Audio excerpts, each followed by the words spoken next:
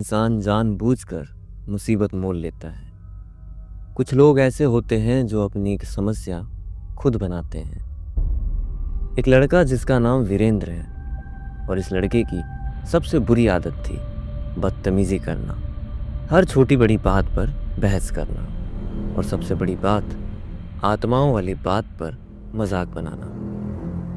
कई लोग भूत प्रेत नहीं मानते, लेकिन वो इन्हें देखने की मिलने की जिद भी नहीं करते।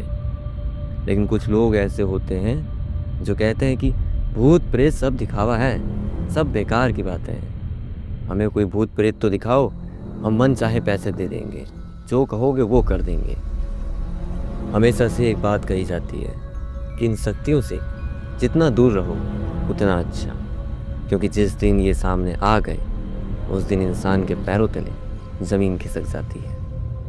आइए जानते हैं आज की कहानी में वीरेंद्र के साथ ऐसा क्या हुआ। उसकी ऐसी कौन सी गलती थी जो उसको ज़िंदगी भर के लिए भारी पड़ गई। कहीं मत जाइएगा, कहानी पूरी सुनिएगा। स्वागत है आप सबका एक और भूतिया कहानी में। आप सुन रहे हैं जेएस डायरी। मेरा नाम है आकाश।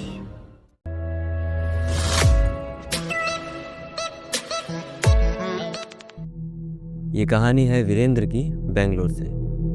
दरअसल जिस कॉलेज में वीरेंद्र पढ़ता था वहाँ से सबसे बदतमीजी से बात किया करता था, हर छोटी बड़ी बात पर बहस किया करता था। लेकिन इसकी सबसे बुरी आदत थी ये भूत प्रेत पर मजाक बनाया करता था। तो इसके कुछ सीनियर थे, उन्होंने इसे कहा कि तुम्हें डर नहीं लगता।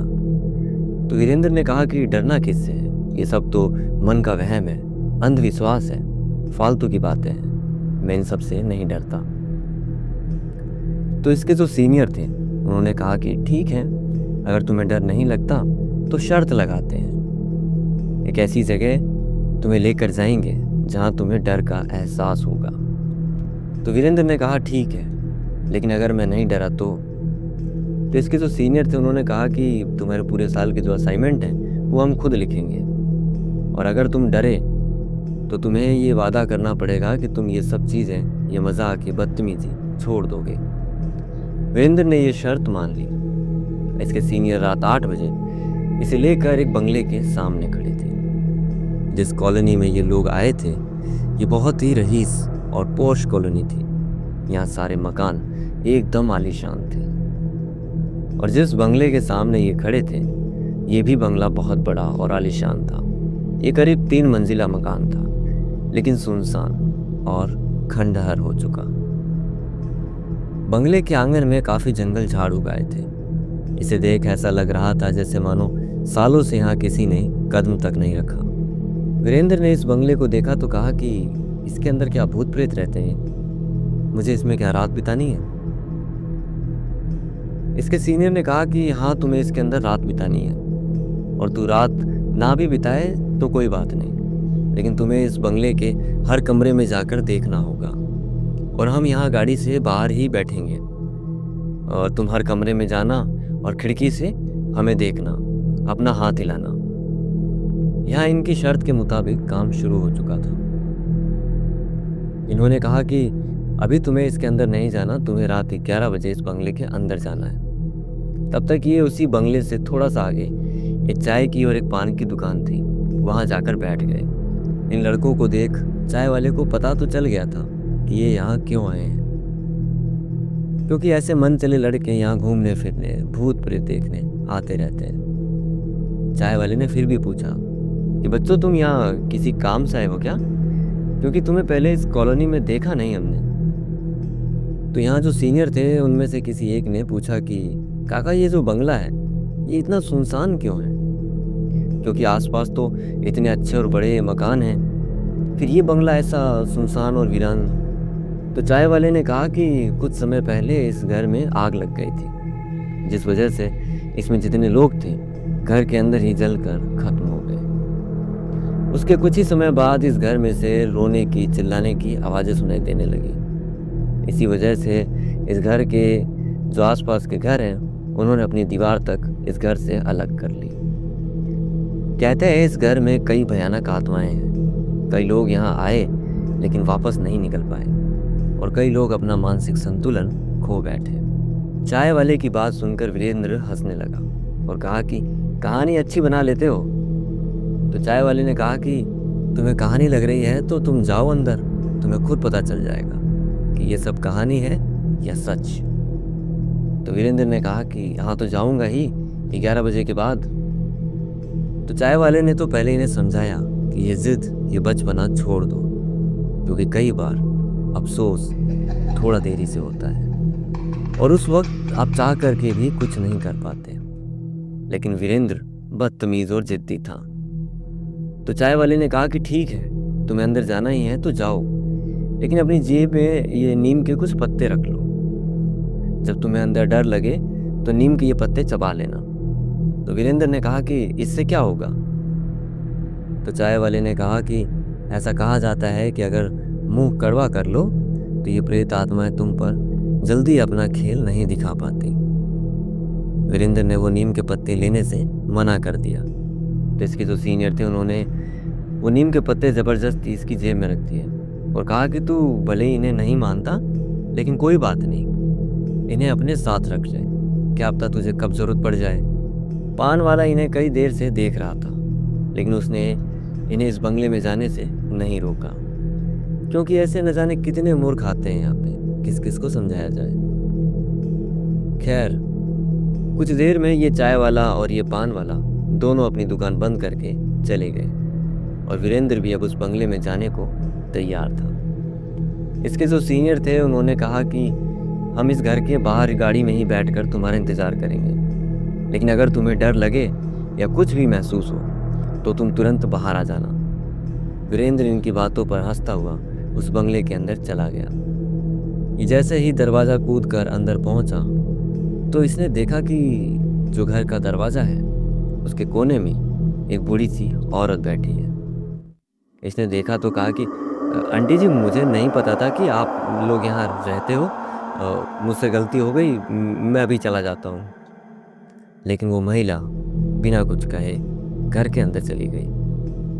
वीरेंद्र भी इनके पीछे पीछे अंदर चला गया तो देखा घर अंदर से टूटा फूटा पड़ा है, जगह जगह टूटा फूटा सामान पड़ा है और चारों तरफ धूल मिट्टी है, जैसे मानो सालों से यहाँ कभी कोई आया ही नहीं हो। ये अभी कुछ सोचता कि तभी इसका नाम लिया किसी ने।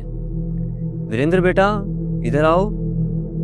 ये थोड़ा आगे गया तो देखा जो ऊपर की ओर सीढ़ियाँ जा रही है, वहाँ कोई 65 से 70 साल के बुजुर्ग खड़े और वीरेंद्र को बुला रहे हैं। वीरेंद्र ने कहा, सॉरी अंकल जी, वो मुझे किसी ने गलत पता दे दिया था, मैं अभी यहाँ से चला जाता हूँ। तो उन अंकल ने कहा कि कोई बात नहीं बेटा, तुम ऊपर आ जाओ। ये जैसे ही सीढ़ियाँ चढ़ने लगा, इसने देखा कि इनमें से 2 सीढ़ियाँ टूटी हुई है। ये वहीं रुक गया। उन बुजुर्ग आदमी ने कहा कि किनारे से होकर ऊपर आ जाओ, नहीं गिरोगे बेटा। ये किसी तरह किनारे से होता हुआ उन टूटी हुई सीढ़ियों से बचता हुआ ऊपर पहुंचा। वहां जाकर देखा, वहां कोई नहीं है, पूरा फ्लोर खाली पड़ा है। तभी इसे ऐसा महसूस हुआ जैसे इसके पैरों से कुछ टकराया है। इसने नीचे थोड़ा ध्यान से देखा तो ये फुटबॉल थी। इसने सोचा कि शायद कोई बच्चा है यहाँ और ये उसी की बॉल है। इसने जैसे ही उस फुटबॉल को उठाया तो इसके हाथों में बाल ही बाल आए। ये किसी का कटा हुआ सिर था। इसने एकदम से उसे नीचे फेंका और 2 कदम पीछे हट गया। तभी इसके सामने 6 से 7 साल का एक बच्चा आया। उसने नीचे पड़ी फुटबॉल उठाई। वीरेंद्र ने देखा कि हाँ, वो एक फुटबॉल ही है। वीरेंद्र ने उस बच्चे से कहा कि बेटा, तुम्हारे मम्मी पापा कहाँ हैं? घर में कोई है क्या? तो वो बच्चा बिना जवाब दिए पास के कमरे में भागा और बालकनी से नीचे कूद गया। ये बच्चा दूसरे मंजिल से सीधा नीचे कूदा है। ये देख वीरेंद्र घबरा गया और सीधा भागता हुआ उस बालकनी तक गया, लेकिन नीचे फर्श पर कोई नहीं था। इसे याद है कि यहाँ से अभी अभी एक बच्चा नीचे कूदा है, पर नीचे तो कुछ भी नहीं था। इसने सामने देखा तो सामने रोड पर इसके जो सीनियर हैं वो इसे बाहर आने का इशारा कर रहे थे, लेकिन वो क्या कह रहे थे इसे समझ नहीं आ रहा था, क्योंकि इसे उन लोगों की आवाज़ ही नहीं आ रही थी। लेकिन इतना समझ में आ रहा था कि ये उससे बाहर आने को कह रहे हैं। डर किसे कहते हैं, वीरेंद्र को आज की रात समझ आने वाला था। ये जैसे ही वापस कमरे में आया तो इसकी नज़र सामने दीवार पर लगी एक तस्वीर पर गई। उसमें एक बुजुर्ग की तस्वीर थी जो करीब 70 साल के लग रहे थे। उनकी तस्वीर पर माला लगी हुई थी। इसने उस तस्वीर को गौर से देखा। उसके बाद ये कमरे में इधर उधर देखने लगा। तभी इसे कमरे में कोने में खड़ी 2 महिलाएं नजर आई। ये उन्हें देखते ही कहने लगा, हेलो, मेरा नाम वीरेंद्र है और मैं गलती से यहाँ आ गया हूँ। मैं अभी यहाँ से चला जाऊँगा। ये यहाँ अपने बारे में बताता रहा, लेकिन इसकी बात का किसी ने कोई जवाब नहीं दिया।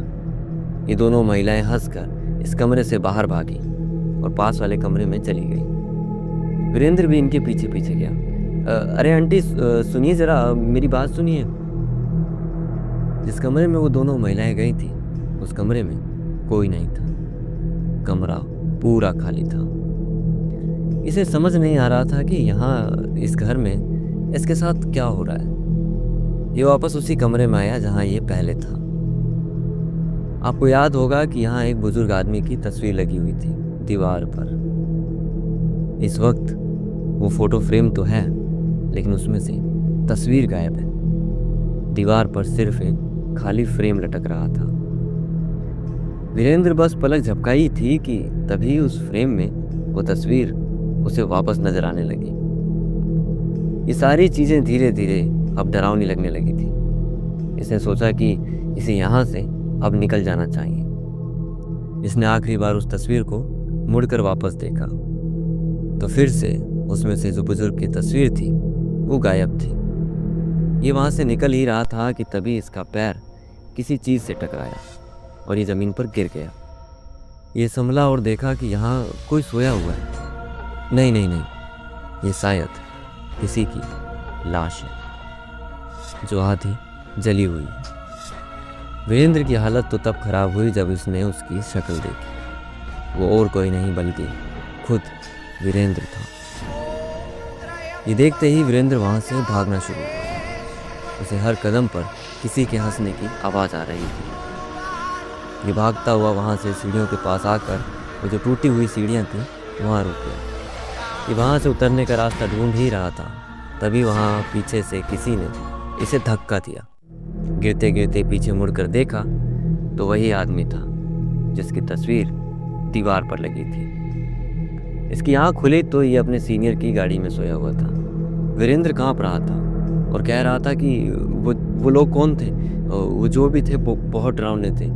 मुझे बहुत डर लग रहा है, मुझे घर जाना है। यहाँ किसी तरह इसके बाकी सीनियर ने इसे संभाला।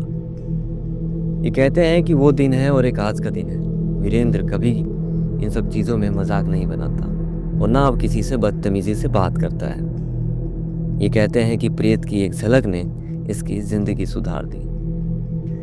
हमारा उद्देश्य आपको डराना नहीं होता, आपको कुछ ऐसी घटनाओं के बारे में बताना होता है जिससे आप अनजान हैं। फिलहाल आज की कहानी में सिर्फ इतना ही। हमारी आज की कहानी आपको कैसी लगी हमें मैसेज या कमेंट करके ज़रूर बताइएगा।